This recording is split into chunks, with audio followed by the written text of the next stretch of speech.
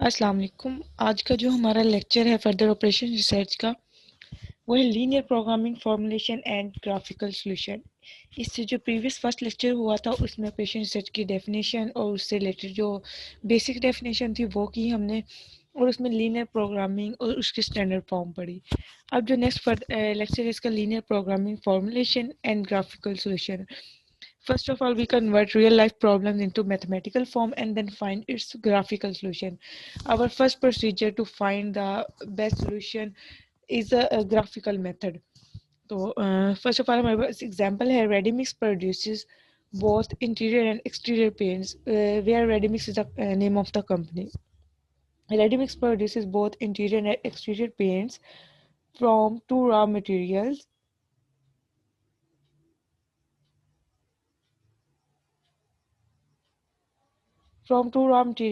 M1 and M2. The following table provides the basic data of the problem. Tons of raw material per ton of raw material M1, raw material M2. Raw material M1 से जो हमारे पास exterior paint की मिकदार आती है, जो quantity आती है, वह है 6 टन। एंड पर टन रॉ मटेरियल से, पर टन रॉ मटेरियल M1 हो तो वहाँ उसमें से हमें जो M1 मटेरियल वो प्रोवाइड करते हैं 6 ton of exterior paint and 4 ton of interior paint, जबकि M1 की डेली अवेलेबिलिटी जो है वो 24 टन है। इसी तरह रॉ मटेरियल M2 जो है वो हमें 1 यूनिट जो है 1 टन जो है वो एक्सटीरियर पेंट प्रोवाइड करता है एंड 2 टन जो है वो इंटीरियर पेंट प्रोवाइड करता है। और M2 की जो मैक्सिमम अवेलेबिलिटी जो है उस कंपनी के पास, रेडीमिक्स के पास, जो M2 की मैक्सिमम अवेलेबिलिटी है वो है 6 टन।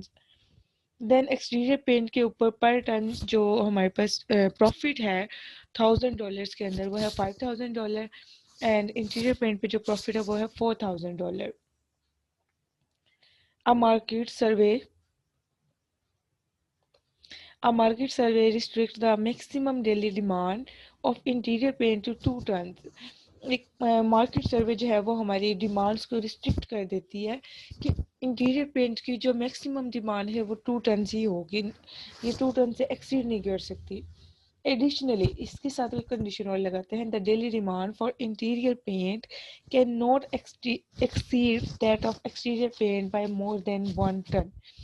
फर्दर कंडीशन जो उन्होंने लगाई है वो ये है कि इंटीरियर पेंट की जो डिमांड है वो 1 टन, एक्सटीरियर पेंट से 1 टन से ज़्यादा नहीं हो सकती।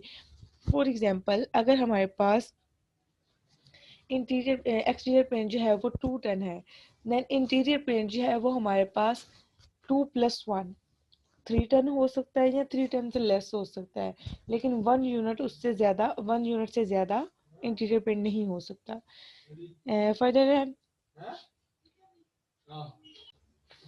next year Readymix wants to determine the optimum product mix of interior and exterior paint by more maximize the Readymix wants to determine the optimum product mix of interior and exterior paint that maximize the total daily profit. Then जो company का objective है वो क्या है कि maximise the total daily profit, उन दोनों interior and exterior paint से जो प्रॉफिट हासिल हो रहा है उसको मैक्सिमाइज करना है। मैथमेटिकल मॉडल के मैंने बताया था क्या, यहाँ पे हमारे पास दो क्वांटिटीज होती हैं।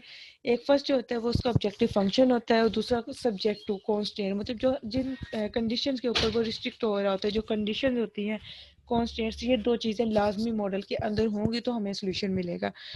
ठीक है, ये लास्ट लाइन जो है रेडीमिक्स वांट्स टू, यहाँ से Reddy Mikks wants to determine the optimum product mix of interior and exterior paint that maximise the total daily profit. ये जो है ये हमें ऑब्जेक्टिव फंक्शन प्रोवाइड करेगा कि इस कंपनी का ऑब्जेक्टिव क्या है, कि वो मैक्सिमाइज करना चाहते हैं अपने प्रॉफिट को।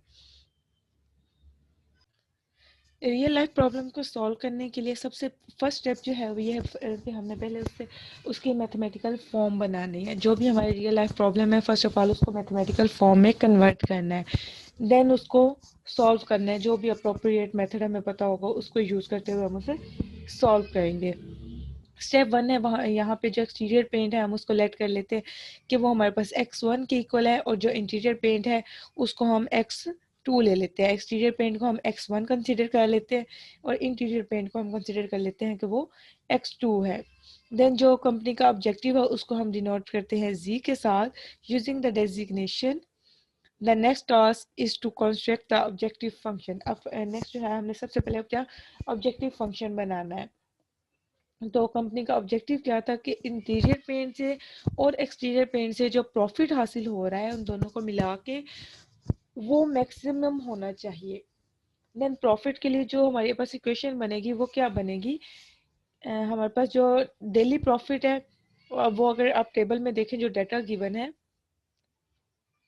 यहाँ से देखिए प्रॉफिट जो है प्रॉफिट पर टन, ठीक है, पर टन पे जितना प्रॉफिट हो रहा है वो एक्सटीरियर पेंट का 5 है और इंटीरियर पेंट का 4 है। हम इसको अकाउंट जो है वो $1000 में कर रहे हैं, ठीक है। 5 जो है वो एक्सटीरियर पेंट का है, 4 जो है वो इंटीरियर पेंट का है। अगर हम एक्सटीरियर पेंट को कंसिडर कर रहे हैं एज अ X1 ले रहे हैं एंड इंटीरियर पेंट को X2 ले रहे हैं, देन इनका टोटल मिला के जो डेली प्रॉफिट होगा, फॉर एग्जांपल अगर वो हमें 1 यूनिट के लिए $5000 जो है वो प्रॉफिट दे रहे हैं 1 टन के लिए, तो जब हमारे पास 1 टन एक्सटीरियर पेंट होगा तो हमारे पास जो प्रॉफिट है वो हो जाएगा 5x1। सिमिलरली अगर इंटीरियर पेंट जो है पर टन पे हमें 4 जो है $4000 प्रॉफिट दे रही है, तो X2 टन पे हमें वो कितना प्रॉफिट देगी, 4x2। तो इन दोनों पेंट से हासिल होने वाला जो कंबाइंड प्रॉफिट है वो क्या हो जाएगा, 5x1 प्लस 4x2। तो यहाँ से ये हमारा ऑब्जेक्टिव फंक्शन बनेगा।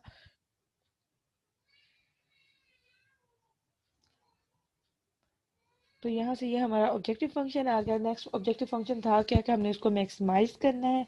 तो इसको लिखने का मेथड क्या आ जाएगा, the objective function of the company, the objective function of the company is maximize z is equal to 5x1 plus 4x2, where z denotes the daily profit in $1000। Next जो further उसकी दो हमें given condition है कि यहाँ पे देखें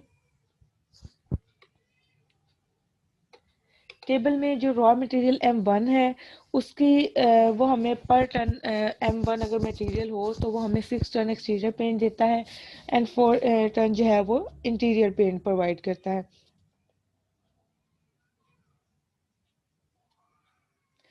तो और मैक्सिमम डेली अवेलेबिलिटी जो है M1 रॉ मटेरियल की वो है 24 टन। तो यहाँ पे ये X1 अगर हम इसको एक्सटीरियर पेंट को डिनोट कर लें और इंटीरियर पेंट को अगर हम X2 डिनोट कर लें, अब देखिए जिस रॉ मटेरियल की मैक्सिमम अवेलेबिलिटी जितनी होगी तो वो उस अवेलेबिलिटी से ज़्यादा पेंट तो प्रोवाइड नहीं करेगा। उसमें रॉ मटेरियल के अंदर एक्सटीरियर पेंट भी मौजूद है, इंटीरियर पेंट भी है, ठीक है। तो उस रॉ मटेरियल से जो हासिल होगा वो मैक्सिमम डेली अवेलेबिलिटी से कम ही आएगा। यहाँ पे उसके इक्वल आ सकता है, हो सकता है इन दोनों का एक्सटीरियर पेंट और इंटीरियर पेंट को मिला के उतने ही टन्स बन रहे हो जितने हमारे पास मैक्सिमम डेली अवेलेबिलिटी है, या उससे कम बनेंगे, लेकिन मैक्सिमम डेली अवेलेबिलिटी से ज़्यादा इसके पॉइंट जो अमाउंट है वो नहीं हो सकती, ठीक है। तो जो फर्स्ट इसकी क्या आ जाएगी कि जो यूसेज है, जो हमारे लिमिटेड रिसोर्सेज हैं, जो हमारे यूसेज है वो लेस देन और इक्वल टू आएगा मैक्सिमम डेली अवेलेबिलिटी से। तो इन दोनों को मिला के 6x1 प्लस 4x2 ये एक हमारी कंडीशन बनेगी लेस देन और इक्वल टू 24।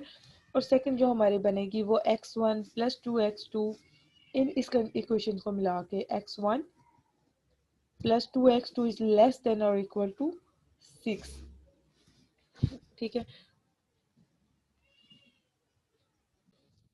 अगर अगर हम देखें तो जो चीज़ ऊपर मैंने आपको बताई कि मैक्सिमम डेली अवेलेबिलिटी से उसकी जो अमाउंट है जो हमें हासिल हो रही है रॉ मटेरियल से पेंट्स की जो अमाउंट हासिल हो रही है वो मैक्सिमम अवेलेबिलिटी से ज़्यादा नहीं हो सकती।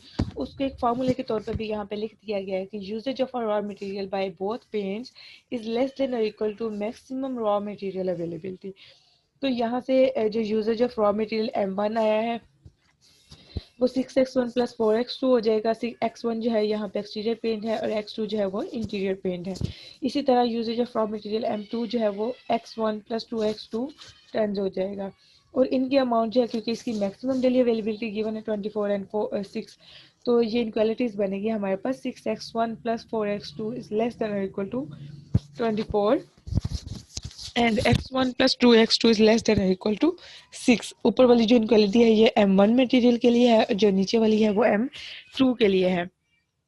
यहाँ तक जो हमारा काम था वो हमने एक ऑब्जेक्टिव फंक्शन बनाया, उसके बाद टेबल वाले डाटा को यूज करते हुए हमने वो दो कॉन्स्टेंट्स बनाई हैं, एक इस M1 में मटेरियल वाले डाटा को यूज़ किया, दूसरा M2 को यूज़ किया, थर्ड जो हमने ऑब्जेक्टिव फंक्शन बनाया वो इस प्रॉफिट से बनाया। अब नेक्स्ट देखिए क्या कहते हैं प्रॉब्लम क्या है। अब market survey restricts the maximum daily demand of interior paint. अब चूंकि हमने यहाँ पे जो हमारी डेली डिमांड है इंटीरियर पेंट की, उसको हमने डिनोट किया है x2 के साथ।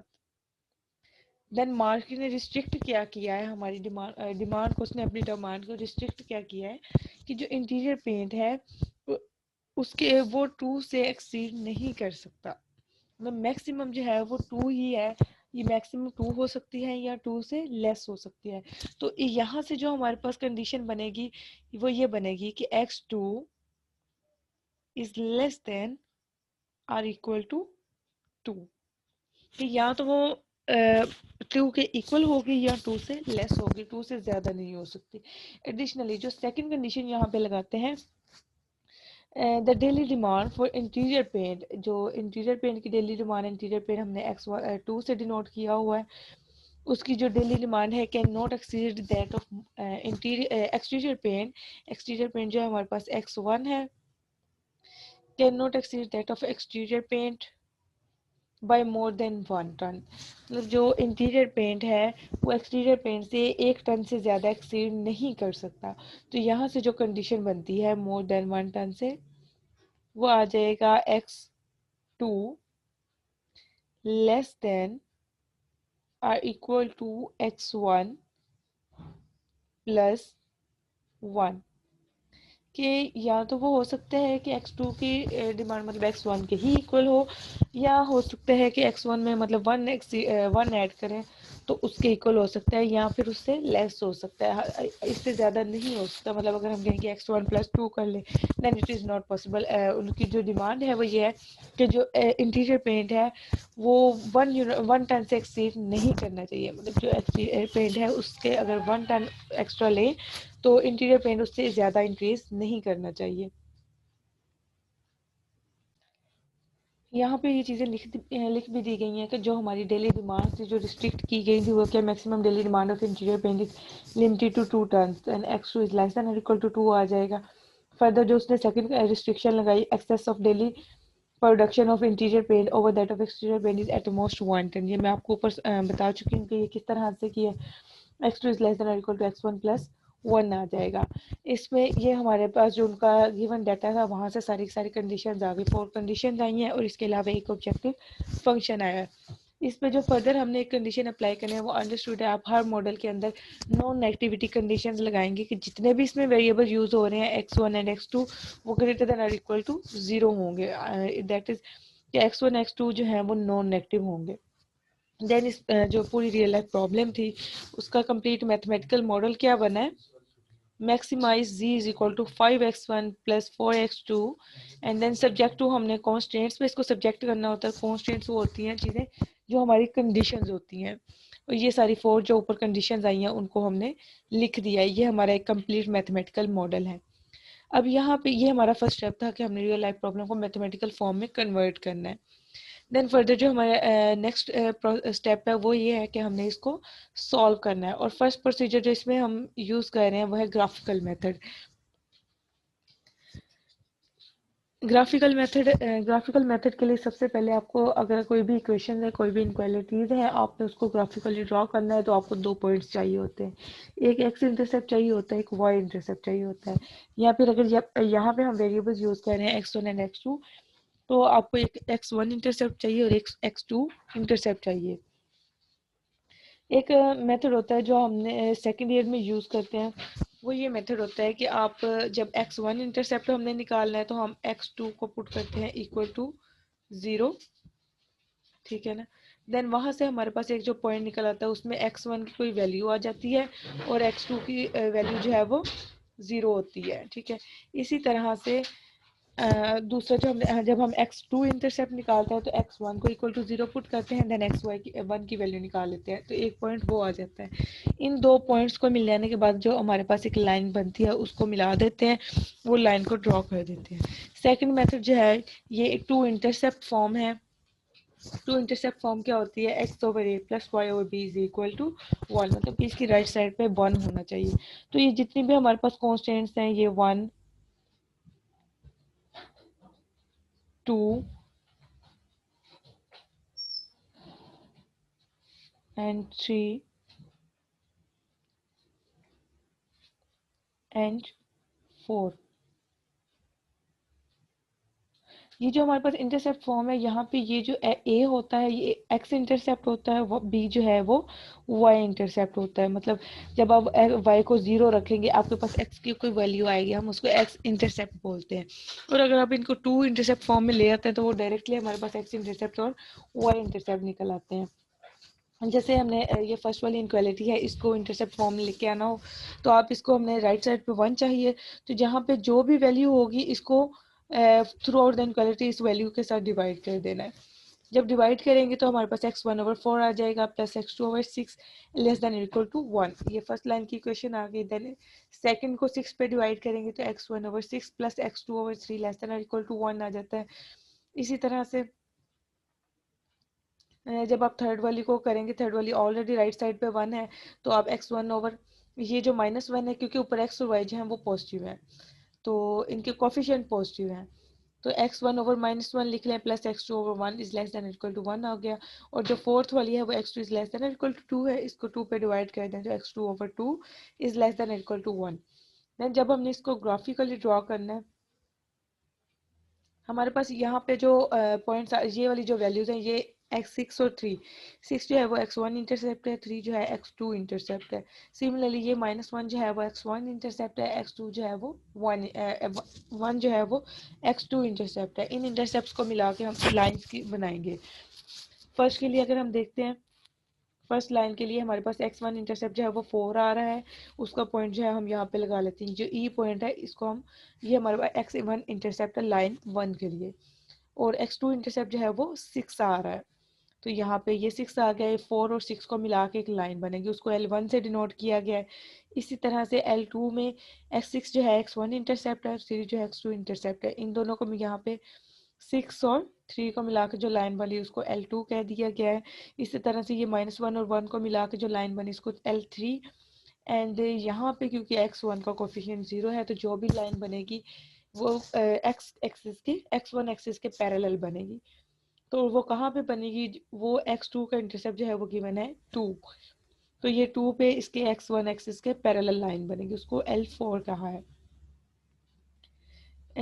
नेक्स्ट जो है हमारे जो इसमें ग्राफिकल मेथड में हमने हमारा जो नेक्स्ट काम आता है वो कॉर्नर पॉइंट्स फाइंड करने, और इसका टेस्ट पॉइंट से हम इसका सोल्यूशन रीजन फाइंड करते हैं। अब सोल्यूशन रीजन किस तरह से फाइंड करते हैं, आप एक टेस्ट पॉइंट लेते हैं 0 0, उसको इनक्वालिटीज में पुट करते हैं। अगर तो इनक्वालिटीज सेटिस्फाई हो रही हैं तो जो शेडेड रीजन है वो रीजन की तरफ आता है, और अगर वो सेटिस्फाई नहीं हो रही तो वो बाहर की तरफ शेड होता है। फॉर एग्जाम्पल अगर ये इनक्वालिटी 0 0 पुट करने से सेटिस्फाई हो जाती है तो हमारा रीजन जो है वो कॉमन रीजन हमने लेता होता है, तो ये ओरिजिन की तरफ बनेगा। और अगर इनक्वालिटी सेटिस्फाई नहीं हो रही होती तो फिर हम ये बाहर वाला रीजन लेते। ठीक है, अब यहाँ पे ऊपर पहले इनक्वालिटीज को देखें।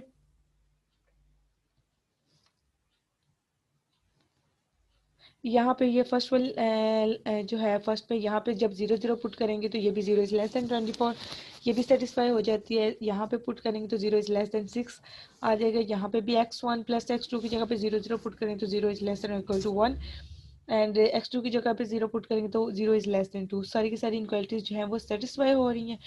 जब इनक्वालिटी सेटिस्फाई होंगी तो इसका रीजन जो है शेडेड रीजन जो है वो ओरिजिन की तरफ बनेगा।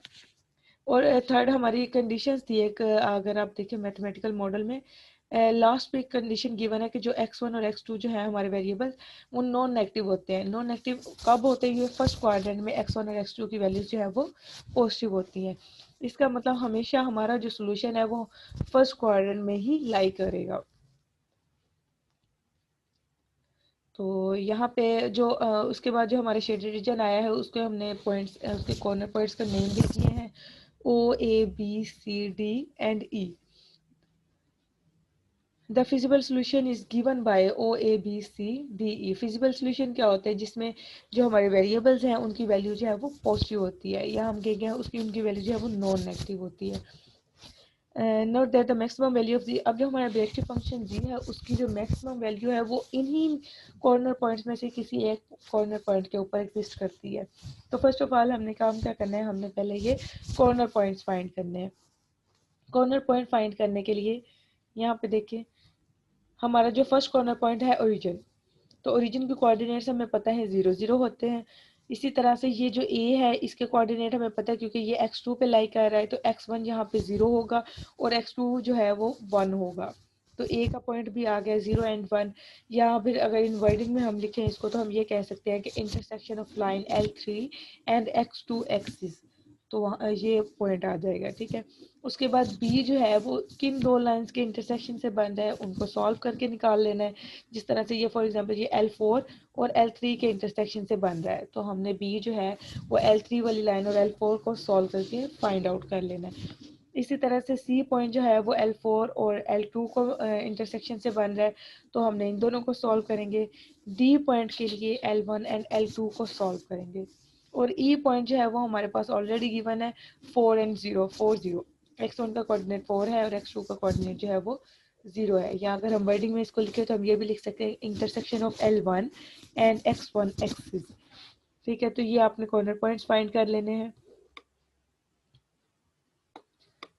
ये हमारे पास जो है सारे कॉर्नर पॉइंट्स आ गए, यहाँ पे ये सारे कॉर्नर पॉइंट लिख भी दिए हैं। उसके बाद नेक्स्ट जो हमारा कॉर्नर पॉइंट फाइंड करने के बाद नेक्स्ट जो हमारा काम है वो ये है कि हमने उस ऑब्जेक्टिव फंक्शन की वैल्यू निकालनी है, क्योंकि ऑब्जेक्टिव फंक्शन को हमने मैक्सिमाइज करना है, तो जिस पॉइंट के ऊपर हमारा मैक्सिमम सोल्यूशन आ रहा होगा वो हमारा आंसर होगा। तो इसको एक टेबुलर फॉर्म में लिख लें, ये ज़्यादा अच्छा वे होता है इसको सॉल्व करने का। एक तरफ आप सारे के सारे पॉइंट्स लिखें और दूसरी तरफ जो है वो फंक्शन लिख लें। फर्स्ट पॉइंट हमारा ओरिजिन है, उसको हम जी में पुट कर देते हैं, x1 की जगह पे भी 0 होगा, x2 की जगह पे भी 0, जी की वैल्यू जो है वो 0 आ जाती है। इसी तरह से ए वाला पॉइंट पुट करेंगे तो जी की वैल्यू 4 आ रही है, बी पुट करते हैं तो 13, सी पुट करेंगे तो 18, डी पुट करते हैं तो 21 एंड ई पुट करते हैं तो 20। अब हमारा ऑब्जेक्टिव क्या था कि हमने प्रॉफिट को मैक्सिमाइज करना है। तो यहाँ पे आप चेक करें कि किस पॉइंट के ऊपर जी की वैल्यू जो है वो मैक्सिमम आ रही है। तो अब देखिए मैक्सिमम वैल्यू जो है वो जी की 21 आ रही है, वो किस पॉइंट के ऊपर है, डी के ऊपर। तो यही हमारा जो है ये डिसीजन वेरिएबल जो इनको हम कहते हैं ना x1 एंड x2, ये उनकी वैल्यूज आ जाएंगी। The maximum value of z is equal to 5x1 plus 4x2 is 21, which occurs at point D 3 by 2। ठीक है, इसी तरह ये मैक्सिमम के लिए हो गया। अगर यही प्रॉब्लम मिनिमम के लिए दे दी जाती है कि तो हम मिनिमम के क्या है, इसकी जी की वैल्यू मिनिमम 0 आ रही है जो कि ओरिजिन के ऊपर है, तो ये मिनिमम हम लिख देंगे, ठीक है। तो ओके, नेक्स्ट लेक्चर में हम इसकी फर्दर कोई एक आध एग्जांपल करेंगे, उसके बाद नेक्स्ट प्रोसीजर पे जाएंगे। ओके, अल्लाह हाफिज़।